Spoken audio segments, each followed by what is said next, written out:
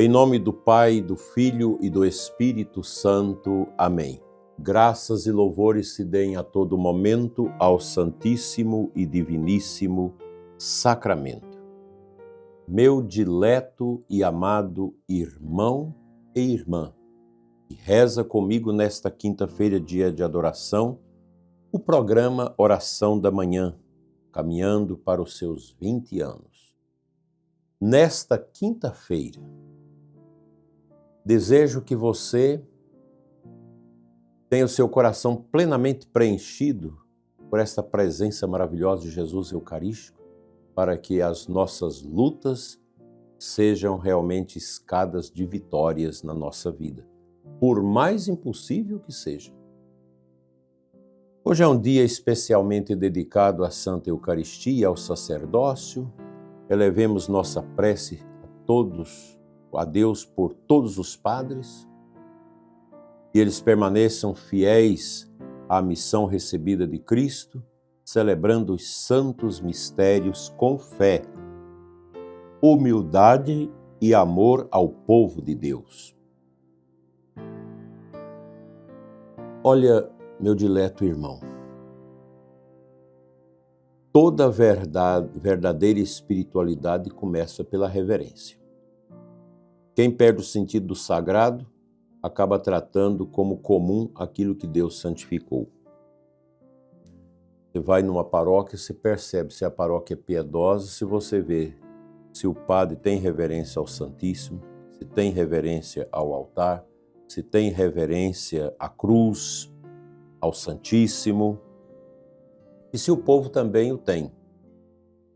Daí que uma comunidade ela precisa ser iniciada, ser catequizada também para a reverência.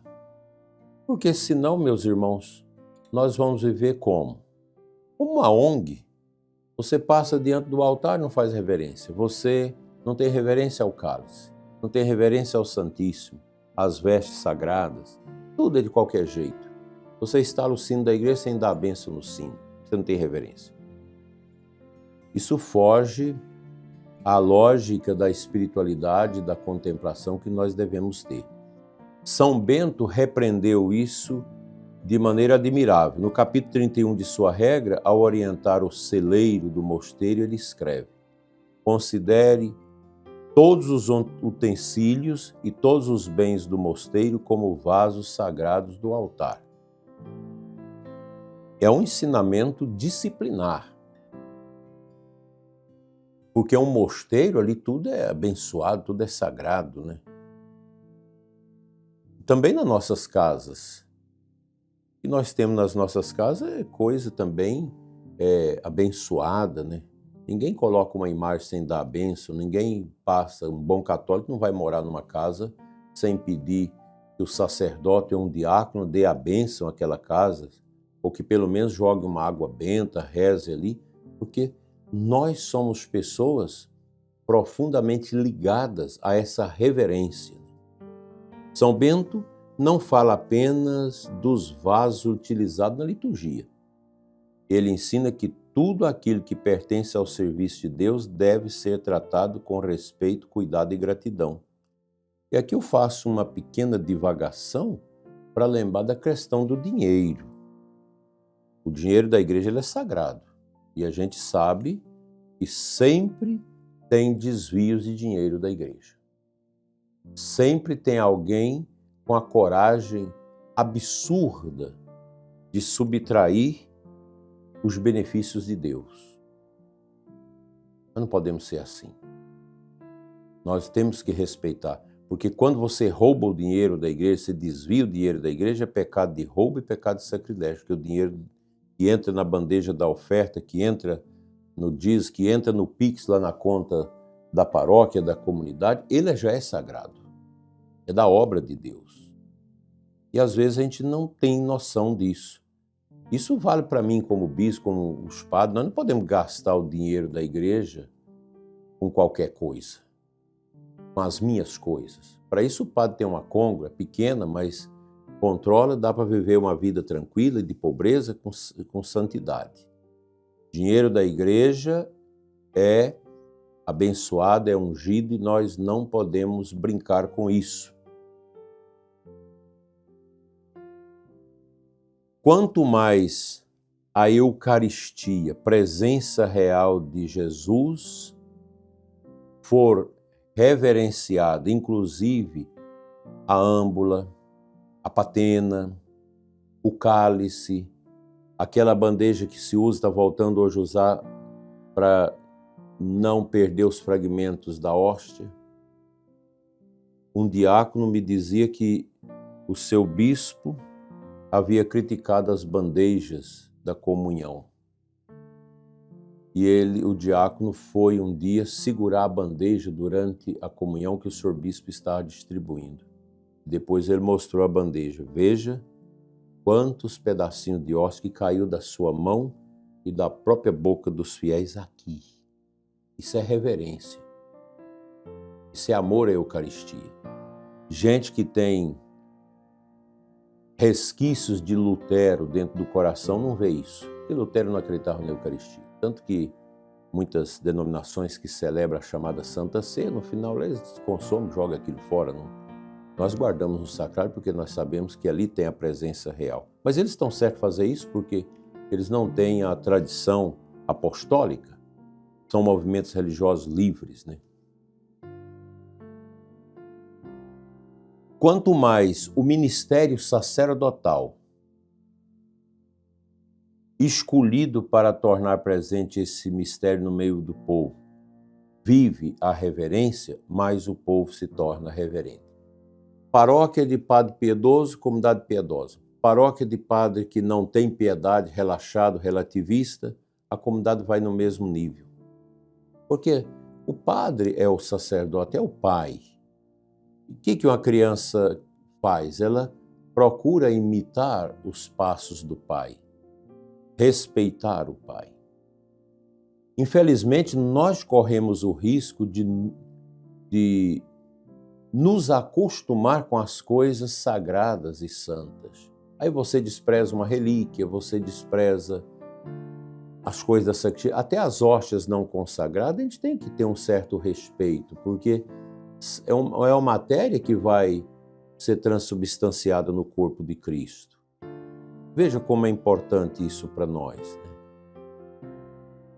A gente tem que ter essa reverência, porque a reverência não nasce do medo, nasce do amor às coisas de Deus.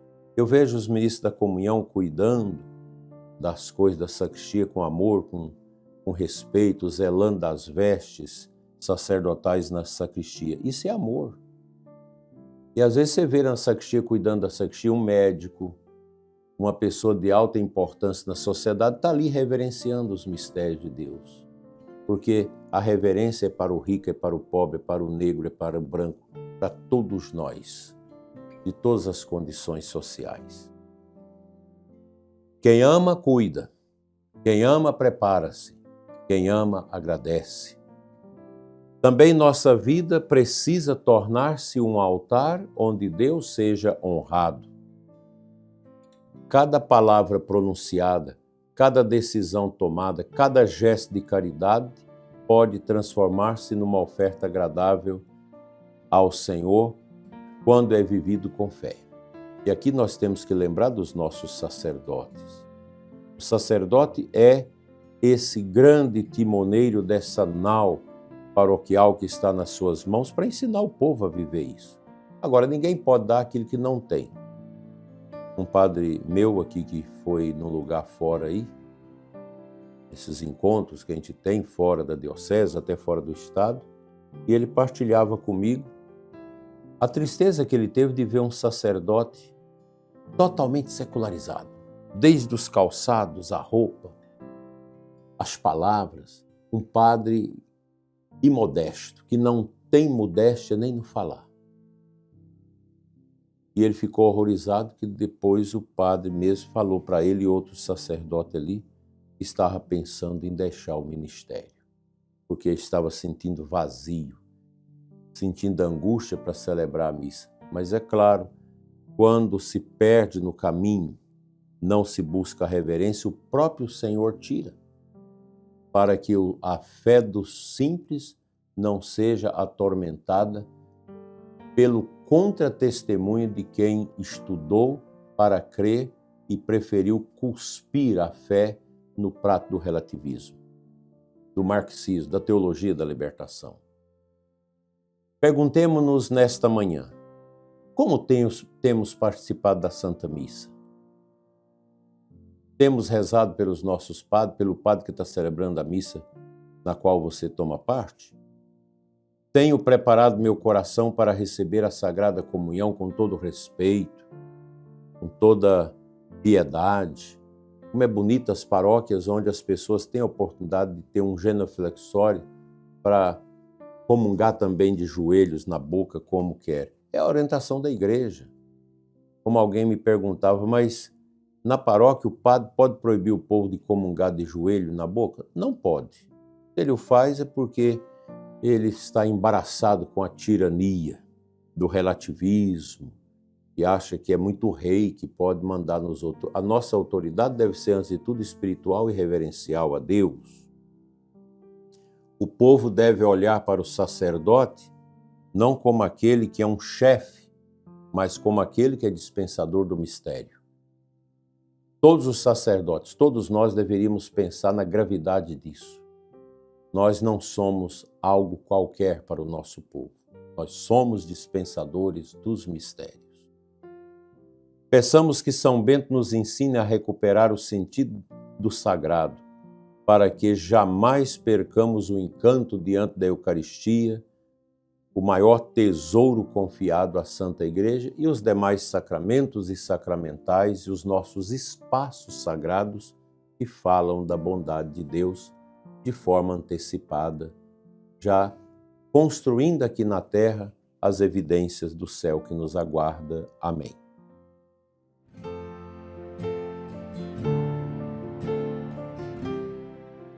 No Evangelho de hoje, Mateus 13, 47, 53, Jesus compara o reino dos céus a uma rede lançada ao mar, que apanha peixes de todo tipo. Depois acrescenta que ao final haverá o discernimento entre os bons e os maus. Por fim, pergunta aos discípulos: compreendeis tudo isso? E o próprio Jesus conclui dizendo: todo escriba instruído para o reino de Deus é como um pai de família que tira do seu tesouro coisas novas e coisas velhas. O discípulo de Cristo aprende continuamente, guarda o tesouro da fé. Essa fé é recebida da igreja no batismo, iluminado pelo Espírito Santo, sabe aplicá-lo às situações de cada tempo, de cada momento da sua vida. A Eucaristia é este tesouro que nunca envelhece. Em cada Santa Missa, Cristo continua alimentando o seu povo, fortalecendo a sua igreja e santificando aqueles que se aproximam dele com fé. Por isso, demos graças a Deus pelo dom da Eucaristia e rezemos por todos os sacerdotes, especialmente os seus aí da paróquia, para que sejam ministros santos, fiéis e apaixonados pelo altar do Senhor. Ara Dei, Cristo est. O altar de Deus é o próprio Cristo. Amém.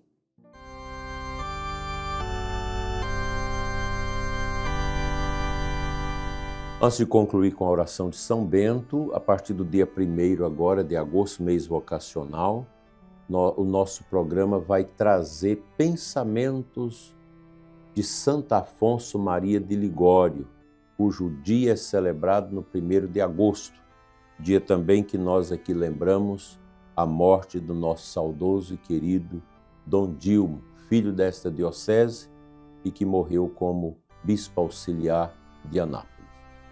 Rezemos juntos. A cruz sagrada seja minha luz, não seja o dragão meu guia. Retira-te, Satanás. Nunca me aconselhes coisas vãs. é mal que tu me ofereces, bebe tu mesmo os teus venenos. Amém. O Senhor esteja convosco, Ele está no meio de nós. Abençoe-vos Deus Todo-Poderoso, Pai, Filho e Espírito Santo. Amém. Bom dia para você, uma boa quinta-feira para sua família e tenhamos nesse dia a oportunidade de visitar Jesus Eucarístico, que vai engrandecer ainda mais o nosso ser nele. Amém.